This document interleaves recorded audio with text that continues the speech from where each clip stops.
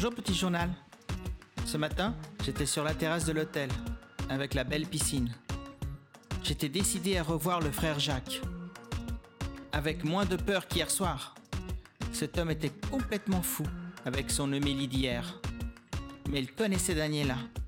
Et étrangement, la photo qui bug dans le Visio Antonio, avec l'homme inconnu, semblait porter la même tenue que lui. Serait-ce le même ordre ? Mais ce qui est certain, c'est qu'il savait des choses sur Daniela. Je profitais de ce merveilleux jus d'orange quand tout à coup, j'y croyais pas à mes yeux. Galina. Elle était là. Elle avançait vers moi. Elle était aussi belle habillée que nue. Je lui fis un signe de la main, mais elle m'avait déjà remarqué. Elle était unique. Elle était magique. Tout le monde la regardait. Elle s'avançait pour venir s'asseoir à ma table. Et elle me dit « Salut, ça va ? Je sais pas si tu me connais, je suis Bianca Panent. » Et moi qui pensais que c'était Galina, ma voisine. Elle m'a dit « Ici, je suis pas Galina, mais Bianca. Et je suis bien ta voisine, qui possède une Golf blanche. » Même si on n'a plus rien à se cacher depuis la salle de bain. Elle était désolée, mais j'aurais trop tardé à la rejoindre hier soir. D'où le fait qu'elle se soit enfermée dans sa chambre. Elle me dit qu'elle venait me prévenir que depuis des mois, j'étais surveillé. J'étais surpris et je lui demandais « Mais par qui donc ?» Et elle me dit « Eh bien par moi. Mon cher Manuel, ce n'est pas moi qui ai enlevé votre filleule. Je suis là pour t'aider. » Elle me dit qu'elle voulait être sincère avec moi. Que cela faisait plus de 10 mois maintenant, que 24 heures sur 24, elle m'espionnait, et qu'elle me connaissait maintenant par cœur. Puis ce fut la catastrophe. Pris de flatulence et une envie de vomir, j'ai dû partir. C'était l'un des moments les plus gênants de ma vie. Quelle honte. Voilà, petit journal, je vais t'épargner cette scène désagréable dans les toilettes. Ah non, la voilà quand même. Voilà, c'était pas très cool. Après m'être rincé la bouche et resté au moins 20 minutes dans les toilettes, il n'y avait plus personne. La piscine était vide. Alors je rentrais tout doucement dans l'hôtel qui semblait aussi s'être complètement vidé. Je me suis dit, je vais aller dans ma chambre. Mais là, elle était là, encore. Toujours aussi belle.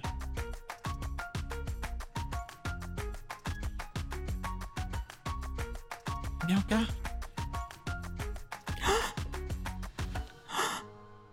Tu vas mieux ?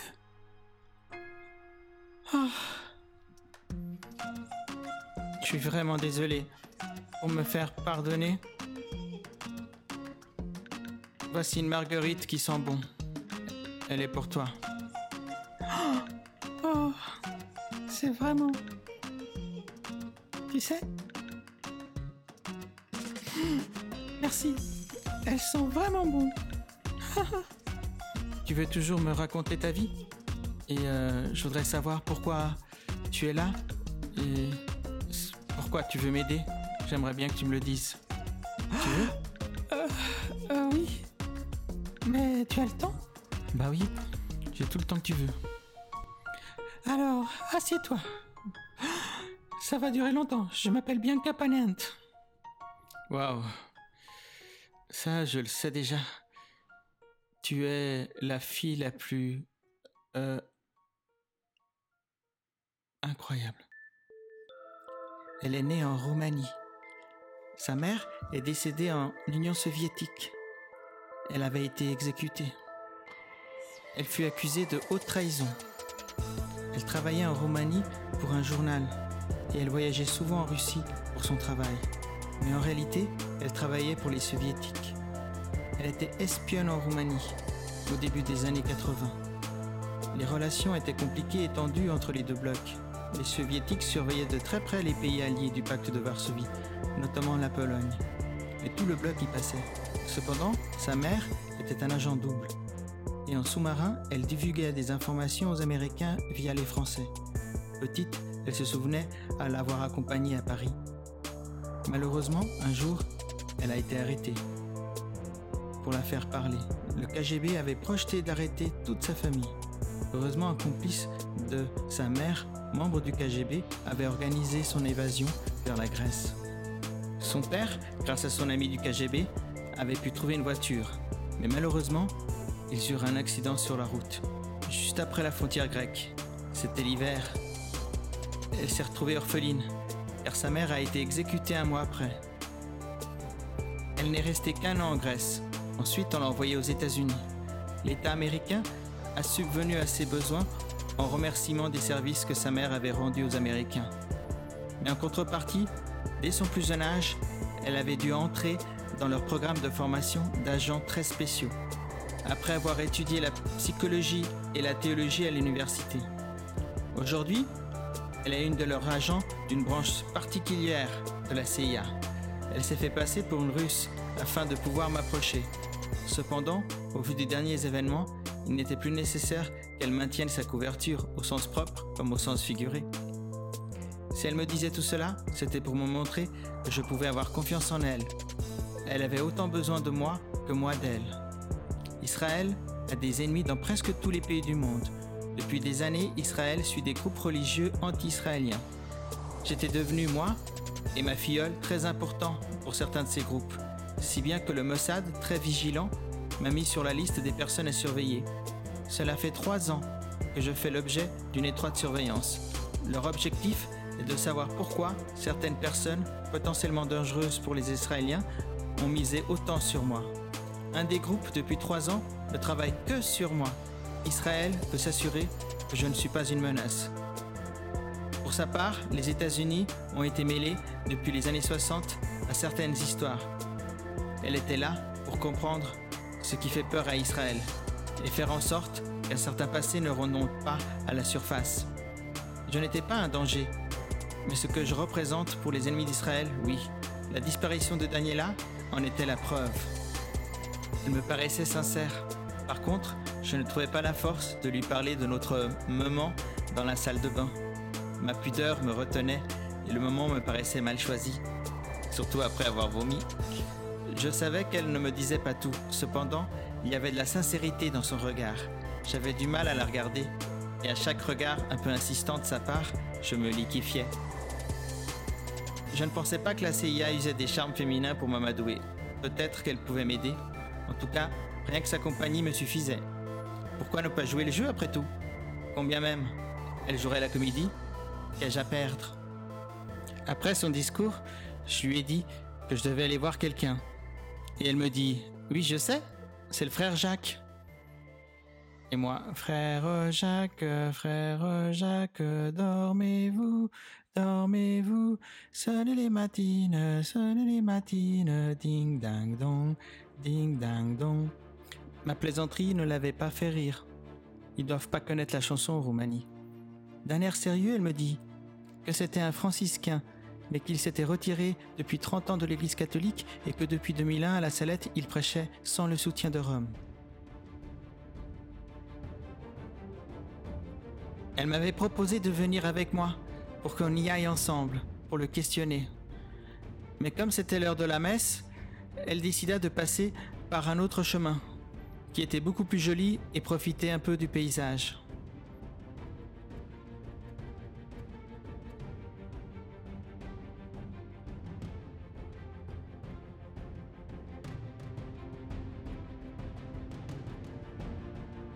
Satan est parmi nous.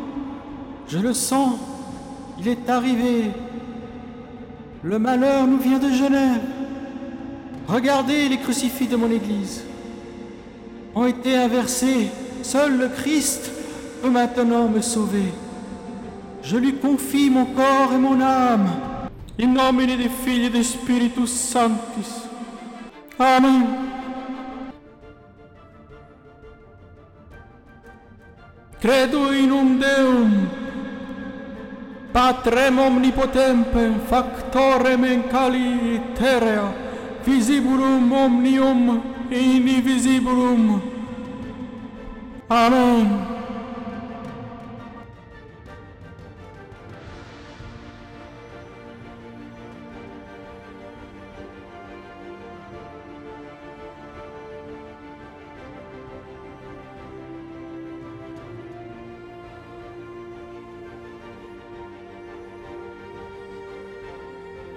Pendant ce temps, elle et moi sentions qu'il y avait comme un fil conducteur mystique dans cette histoire.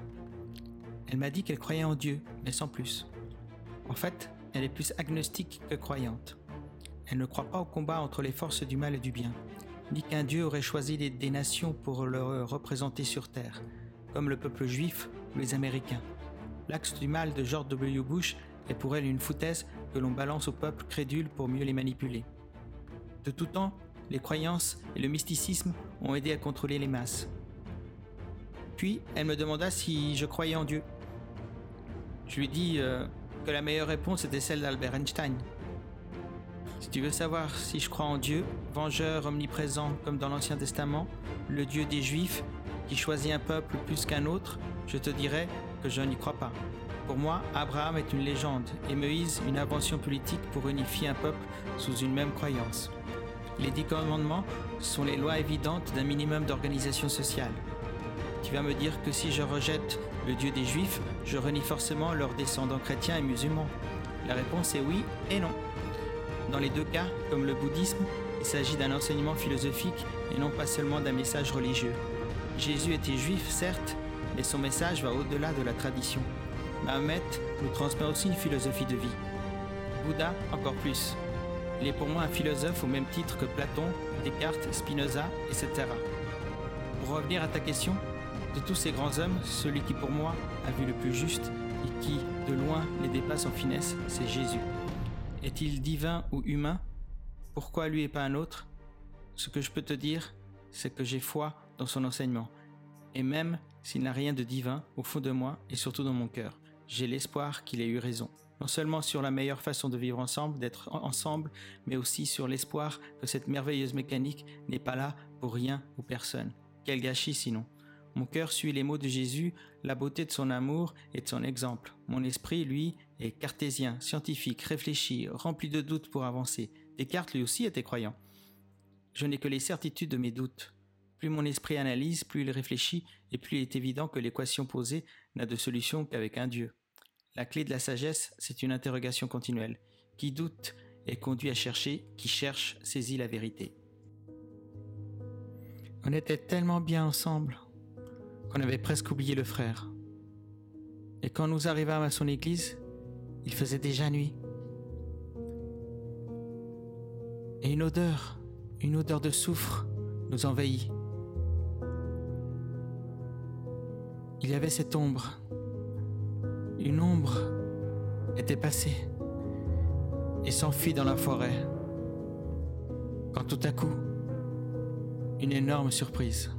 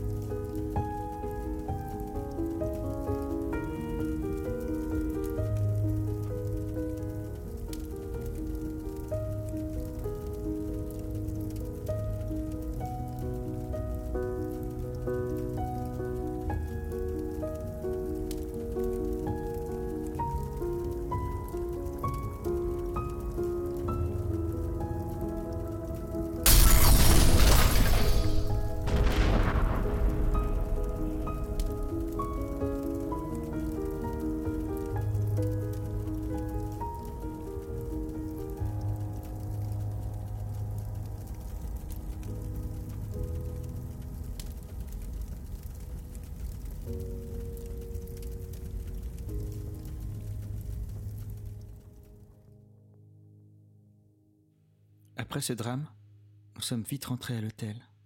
Et là, Bianca me surprit. Elle me dit,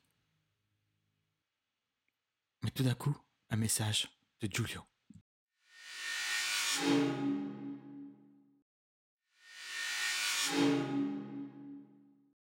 À peine eus-je le temps de les lire que Bianca m'obligea à me changer en tenue de soirée. Elle avait réservé une soirée pour nous deux à Grenoble, pour y voir un ballet. et manger au restaurant juste après. Comment pouvais-je lui dire non?